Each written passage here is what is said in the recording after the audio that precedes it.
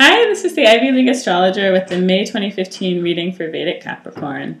I made a video about Western signs versus Vedic signs because lots of people were telling me that they were watching for their Western signs and that was resonating for them. So if that's been happening for you, then please check out the video. Just has a little more information in there also about like what signs to watch for, how to watch the videos, etc. So hopefully that's useful. You can let me know what you think about that. Yeah, but let's get into the reading for Capricorn for May 2015. So the first card out is the Judgment card, which I haven't seen in a while. Hasn't come up in a while. But I feel like something's time has come, is what it feels like. It feels like a system of healing or like a process of healing is sort of complete for you. And you're receiving like a new call in a way. And this could be a communication, earthly communication as well. But I'm feeling like it's like you're closer to your sort of path, you know, to why you're here. And you're hearing that very strongly, is what it feels like. This is the Judgment card.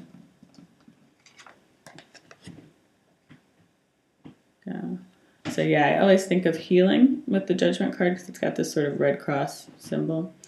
But also I see how much this sort of angelic presence is speaking to this woman and raising all these people out of their graves, you know. So that's why I feel like it's like a long process of healing, of sort of exploring what's kept you down, and you're ready to sort of move forward after that.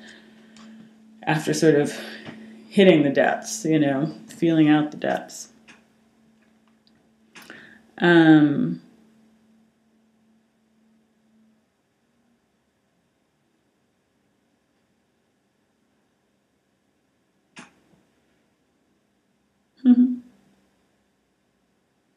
I kind of feel like it's just as you're sort of feeling like you are willing to offer everything, you know, like you're like, just take what you need, you know, like I'm giving it up to God, like whatever you want, God, whatever doesn't belong in my life, take it away, it's fine.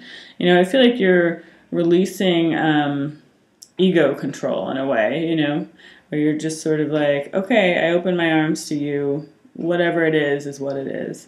And I feel like just as you're sort of doing that,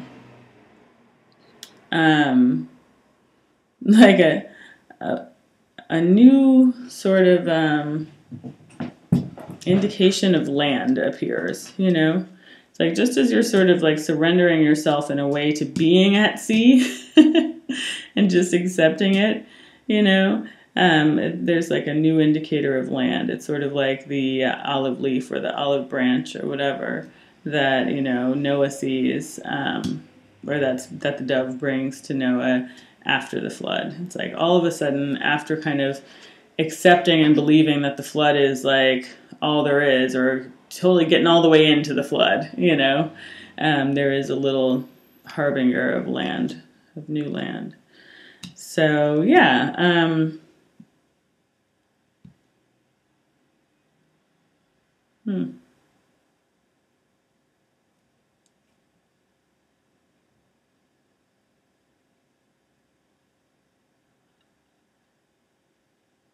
It feels like your heart is set to charge ahead. And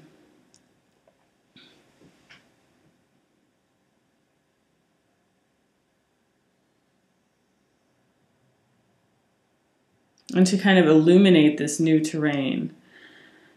At the cost, again, it feels like you're just willing to like reach in to whatever you've been hanging on to and just lift it out. You know, so here I'm seeing in the Ace of Swords, I'm seeing this fist as like a heart, as like the clenched fist is like a heart. And it's like shining forth, you know, and this is that kind of new land that's just coming into view. So you're like, okay, let's do it. Let's bring it all forward. And I feel like this is because the reason that you feel this strength is because you've like plunged down way into the depths to bring up all this sort of seaweedy stuff You know, all the stuff that you thought was your worth, that you thought was what you needed to do in order to be loved. I feel like you're sort of like, you've delved into that. Maybe you are still delving into it this month. And you've kind of brought it up and to look at it in the light of day, to be like, is this what I need? And I feel like you're kind of willing to look past that, look through whatever your old conceptions of who you used to be or who you needed to be were. So I feel like you're coming from this position of strength at the beginning of the month, that is going to allow you to, like, it's like you're feeling like you can power through disappointment and injustice.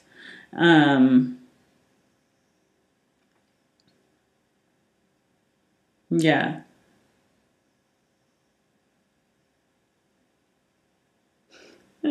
But again, it feels like just as you're sort of like charging forward into the future, like, I don't need this, I don't need you, I don't need it.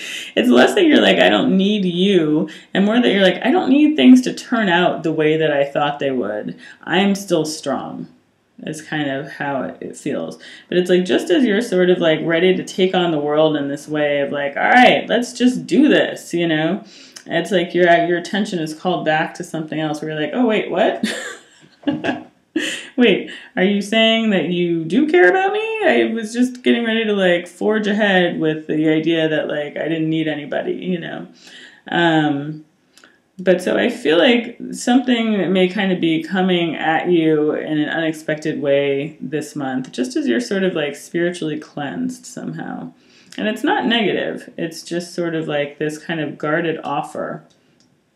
This came up in another reading too, this guarded offer, maybe Libra. Yeah, it's like this guarded offer of partnership, or maybe of a reunion or a union.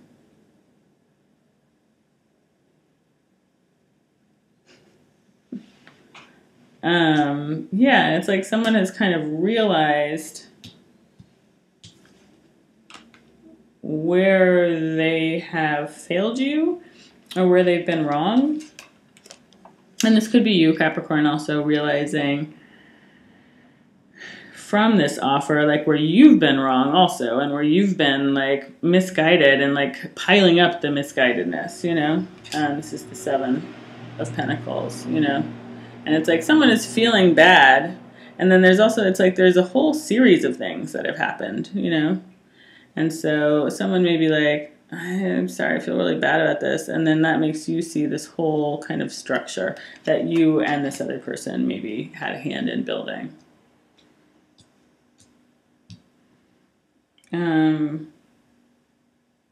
But yeah, I feel like you are being sort of like brought back into contact with someone who there's been difficulty with a new understanding on both of your parts.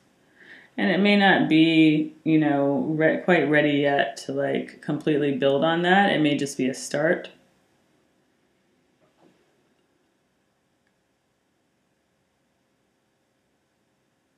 And something that has to be sort of like, yeah, staked in the ground and then returned to.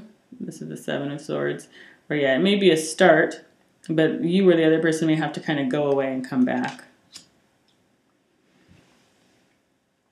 And keep working on yourself. They may have to keep working on themselves. You may have to keep working on yourself. Or just work on stability for yourself is more what I'm feeling for the Capricorns. Work on your work life if this is a relationship. Work on your home life if this is, you know, a work thing. It feels like work on the other parts of your life that you can control. Work on stabilizing those. And that's going to give you some satisfaction and some like stability. Some comfort.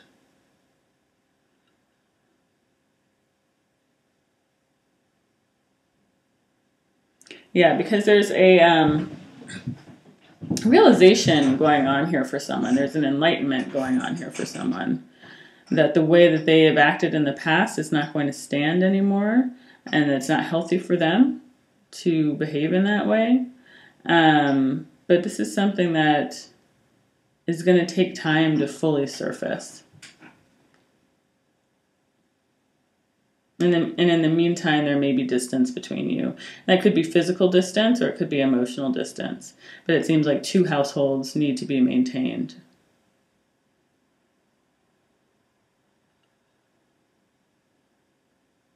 In order for this to grow properly, in order for this realization to come to its full fruit.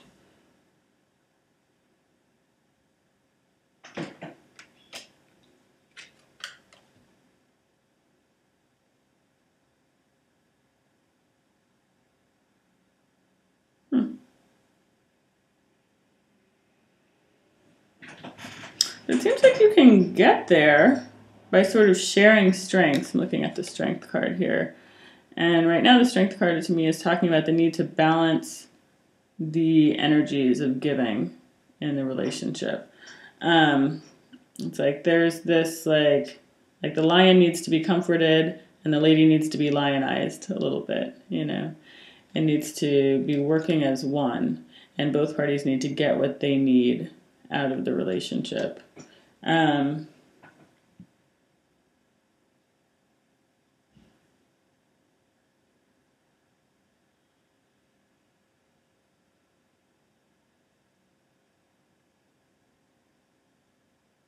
Yeah, so it's like kindness is needed and bravery is also needed in order to kind of move this forward. And you can't have too much of one or the other. They need to balance each other out.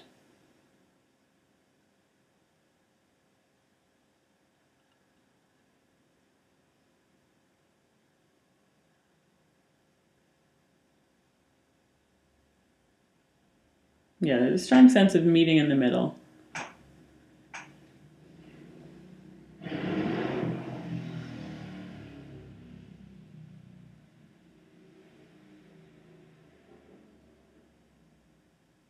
Yeah, and it's like the nurturer needs to be nurtured, and the brave one, or the one who's going out in the world doing stuff, needs to be admired.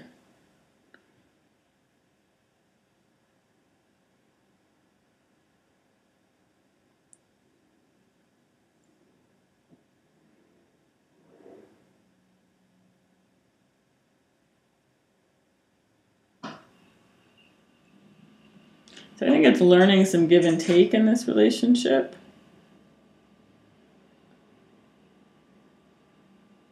And maybe expressing those needs to be nurtured or the need to be admired. Or giving that admiration where you can in order to receive the nurturing that you need. If you're a woman, and vice versa if you're a man. Giving that nurturing in order to receive the admiration.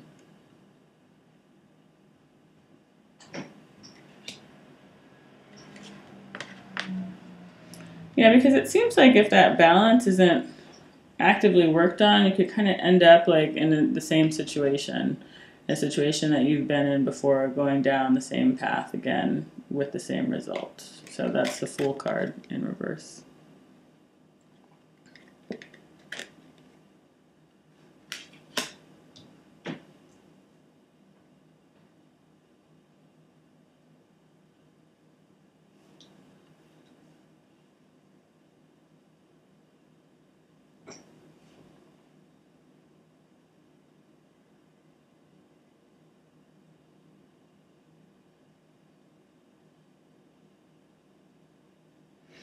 Yeah, I feel like for whatever parties are involved here, the advice is to take pride out of it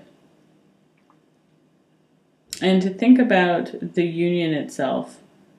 Think about how to move the relationship forward and how to make sure that everybody is getting what they need, you know? Like that everybody's getting sort of scratched on the back in a way. Everybody's getting confirmation for their contributions.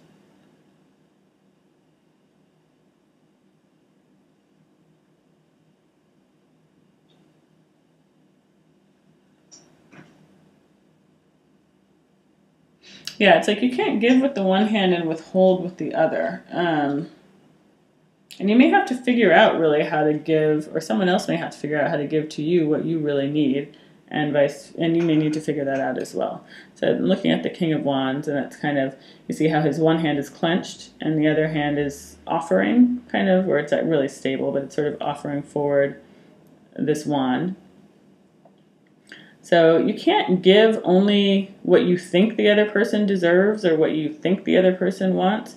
You need to sort of open your heart in a way to understanding, to listening to what that person is really asking for from you and giving that rather than what you think they need. And vice versa, that needs to happen for you too. So you may need to find a way to ask for that so that you can get that need fulfilled. But yeah, it feels like a block on communication can be sort of moved forward this month, but it's going to take some thought because it's an unfamiliar way of communication. It's an unfamiliar way of communicating that you're being asked to do, kind of. So it's going to take some practice and some thought. This is reminding me, I've been reading a much maligned book recently, which is a random that it came to me, but I tend to kind of follow up on these hunches, things that just show up for whatever reason. But I've actually been reading Men Are From Mars, Women Are From Venus recently, which came out in like 1994 and was made so much fun of. It's not even funny, you know. And yeah, and you know, I'm sure for good reason as well. Like there's a lot of gender stereotyping and whatever, but it's actually from this point in my life when it first came out, or when I was first aware of it, I was very young, and having been married and divorced and having kids now, I have 2 boys, so I never really believed in gender difference until I had children, and I have 2 boys, and I've seen the way that girls act, that young girls act, and I'm like, no, that's an innate thing. Like, men and women are actually different, you know, right from the start. So for me, now reading this, having been married, having children, you know, it makes a lot more sense to me than it did as like a young idealistic girl who was like, of course it's not that way, you know. People should be all the same, and people are, and humanity is a common factor, but I do think that men and women are actually quite different. And I think his point is that men and women's needs are different, and that we do not intuitively understand what the other gender's needs are because we are trying to give what we need, you know? So that's kind of the feeling that I'm getting from this, is that it's a matter of like both parties are trying to give what they need, but actually what needs to happen is that you need to figure out what the other person actually needs and figure out how to give that. And that may feel unfamiliar, but the practice in doing that is actually going to be very rewarding. So yeah, I hope that my sharing my guilty reading pleasure will help somebody. And yeah, I hope that's useful for you Capricorns for May of 2015. That's what I'm seeing for this month. And yeah, check out my video on Western versus Vedic signs. And if you'd like to book a personal consultation, my link for scheduling is below, as well as my email address. Please note that for my scheduling website, all the times are in Pacific time because I am in California. So yeah, I think that's Pacific daylight time right now, but if you are not sure about the time transition or whatever, you can just Google wherever you are to Pacific time, and it'll tell you quickly what that is in your own time zone. So you can kind of make sure that you're booking for a time that actually works for you. So I hope that's helpful, and have a good May. I would love to hear any comments you care to share. Thanks so much. Bye.